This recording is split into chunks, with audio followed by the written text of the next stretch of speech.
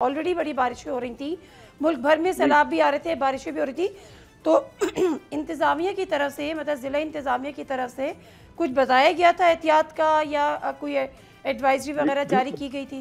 बिल्कुल बिल्कुल नहीं बताया गया था। हम मामूल के मुताबिक से अपने घरों में थे, रोजमर्रा मुताबिक।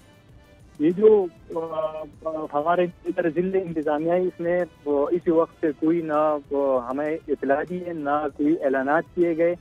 लेकिन ये जो जिले इंतजामिया है बुनेर का, इसने अपनी फॉर्मेलिटी के मुताबिक जो हमारे साथ मदद किया है, एज अ फॉर्मेलिटी अपना पूरा किया। लेकिन हमारे साथ जो इमदाद करनी थी वो अभी तक हमारे साथ नहीं हुआ है।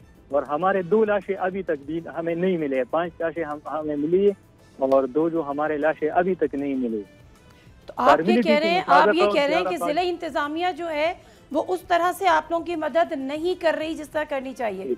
जिस तरफ इसको होनी चाहिए, इस तरफ हमें मदद नहीं मिले है। एज अ फॉर्मेलिटी सब कुछ कर रहे हैं, लेकिन जो उसको करना है वो नहीं हो रहा।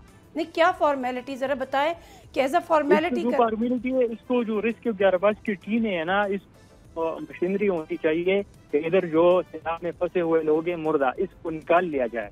ठीक है, इधर जो हमारे सब जो लाशें मिली है, ये हमें अपने लोग जो इधर गांव के जो लोग हैं इसके सर्च के मुताबिक मिले है। वो सर्च कर रहे थे और 11-22 की टीमें जो है वो रोड पे अपनी गाड़ियों में खड़े थे और नीचे जो पानी बह रहे हैं इसके साइड में जो सैलाबी रह लेते, इसमें इधर उधर फिरते थे। लेकिन जो सर्च था सही तरीके से इसमें अभी तक नहीं है।